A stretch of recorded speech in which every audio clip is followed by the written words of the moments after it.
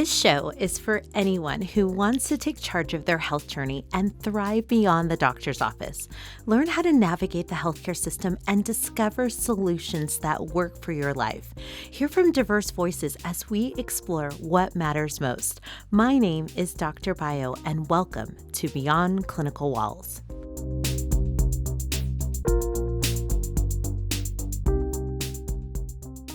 What if I told you that everything you think you know about career success is built on a misconception?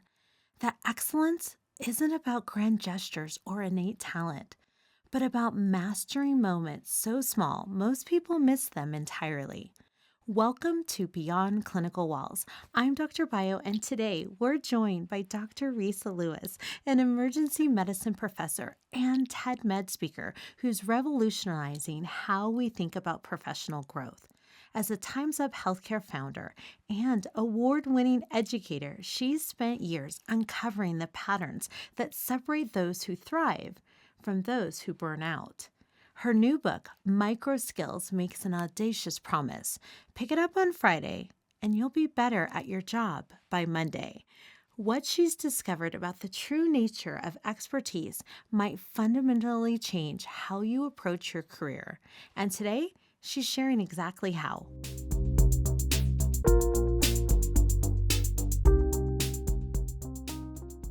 Those connections, those micro, macro skills of conversations can really make a difference in your everyday life with who you meet, how you show up to work, all of those areas. And so we'll get to it. First, I want to make sure that I highlight your book, which is Micro Skills, Small Actions, Big Impact. I'm excited for everyone to go out and pick up the book. People say, Dr. Resa Lewiss and Dr. Adaira Landry wrote this book, and people are like, oh, it's a book for women. And we're like, nope. And people are like, oh, it's a book for doctors. And we're like, nope. What it is a book for is anybody that have felt that they didn't know how to navigate the workplace, that they somehow didn't belong. This is, as I said, that playbook that we wish we had been given when we were starting out. In our book, in the introduction, we share 3 truths. One of the truths is time, like a currency, is how we like to consider it. Time can only be spent. You can't put it into a savings account. The second truth, we don't start at the same starting point. The world is not equal. The third truth is learning is limitless, if only accessible. And to that end, I'm really committed. One of the reasons why I've studied what I've studied, chosen the medicine specialty that I chose, written some of the material I've written, and even wrote this book with Adaira Landry in the way that we did and highlighted this truth. When I started my medical training, I looked around and I thought somehow everybody else got a copy of the playbook and I didn't get a copy. Now, to be clear, I got where I needed to get, and I'm A-okay. And also, gosh, it could have been easier. Gosh, it could have been more efficient. So we wrote the book that we wished we had been given when we were starting out. And this book, the goal is to level the playing field, to level set, because we know everybody's not starting from the same start line, but it would be fantastic if everybody ends at the same finish line. And that resonates with me. As you know, equity is huge. And when you talk about all of the different barriers or things that are in place that put us at a disadvantage, if you can have a playbook that allows you to at least arm yourself with that information so you can be equitable or at that playing field is so important. And, as a Black physician, there were so many different challenges, the intersectionalities that I bring to the table to be able to have something that can help me be at the table in all those areas is just vital. I would love for the listeners to know, why did you decide to even go into medicine? It was something that was always in me. I grew up in a household where I'll say that my parents were very traditional in their expectations when it broke down to gender. I have a brother, I have a sister, and I'm in the middle. And I like to say that even though I'm the middle child, I function as the eldest. So very early on, I saw the differences between the way my sister and I were treated and the expectations and, the roles and responsibilities at home versus those of my brother. And that lack of equity really rubbed me the wrong way. I wanted to be able to do the same things and have the same options and play the same sports. And so early on, I had it in me that I wanted to be a doctor, and there are no other doctors in the family. And I always was focused on my academics and doing well. I sort of had a promise with myself that if I did well in my pre-medical classes, that I would pursue. And it wasn't just that I did well in those classes, that commitment to health. And early on, I knew that health wasn't just physical health. I did know that it was also mental health, social health, financial health, civic health, all the health. I liked the body of knowledge. I liked the people that I met that would be my colleagues. There was just everything about it. I even liked the responsibility and the privilege of people sharing their stories and being therefore a storyteller. Different experiences shape who we are, whether they're good, bad, and different or non-traditional. It really does create that roadmap for what's to come. And so I'm curious, when you talk about where you saw those traditional gender roles and you were, no, I'm not, I want to do something beyond that. And you took that forward and you became a physician. And then when you became a physician, you saw inequity again and you saw areas that could be improved. So there was this equal access. And I think that's very interesting when you go from the origin to now to the book and how that really has set the tone in what you believe in to this day. Not only just helping yourself, but helping others. When you were,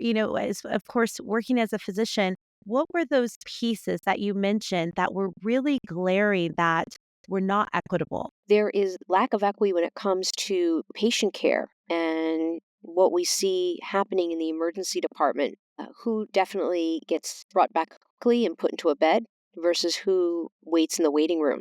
Who gets pain medicine, and there's the science on this. Who gets pain medicine relief in a timely manner, and who does not. I was also particularly sensitive to the equity in the training. In the healthcare colleagues, in other physicians, in terms of expectations of, the roles that you'll play even as a physician. So you could be on a physician team working with other physicians, but, they call it office housework. Who's expected at the meeting to take the note? Who cleans up everybody's food trays once we get up and the meeting is over? These subtle things that you can notice that happen. Who gets the paid versus the unpaid labor in the workplace for promotion? They talk about promotable work versus not promotable work. So sometimes it's subtle, but sometimes it's not so subtle. Some of the terms that many of us are familiar with, such as bullying, such as gaslighting, such as microaggressions.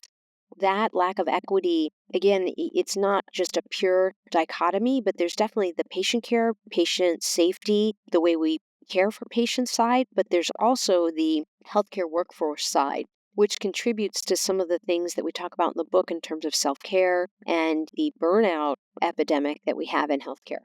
Absolutely. And I think it's important that you look at both sides because without that, you're not going to be able to move that needle and really produce change. From our standpoint as clinicians, there are so many different barriers and limitations, and you almost feel siloed and afraid to say anything because it's this expectation. Well, this happened to this person, so this should happen to you. And as you were sharing, Dr. Lewis, those examples, I had the image in my head of being at meetings and like, oh, is Dr. BCW going to take the notes? And sometimes I wasn't even called Dr. BCW. I was just called by my first name. All of those things, whether you are in the clinic, in hospital rounds, or in a board meeting, all of those things tend to overlay and compound and add to those inequities that are happening. And I'm so excited that you are addressing that, with your co-author. When we wrote the book, to the best of our ability, we tried to make no assumptions about the reader, the audience, the listener, however you want to call the person that's receiving the content, because we know, as I said, everybody starts from a different place. And many of these types of books that help you be a better communicator, help you be a better negotiator, learn how to be a speaker, they make a lot of assumptions about where people are starting from. And we tried to not do that so that people don't shut the book and say, oh, this doesn't relate to me. This isn't for me. We tried to make a book, write a book, create content, share content that is accessible to everybody, where everybody can learn and figure out what are their places where they have missing gaps in knowledge, and create something that will speak to anyone, no matter their industry, no matter their background, and just overall create that sense of belonging that we know many people don't feel. I think that part is so important to mention because whether you are in healthcare, whether you're non clinical, these issues are apparent through all areas. Being able to highlight it and talk about it, and then really lean into this can happen in all areas, whether it's personal or professional.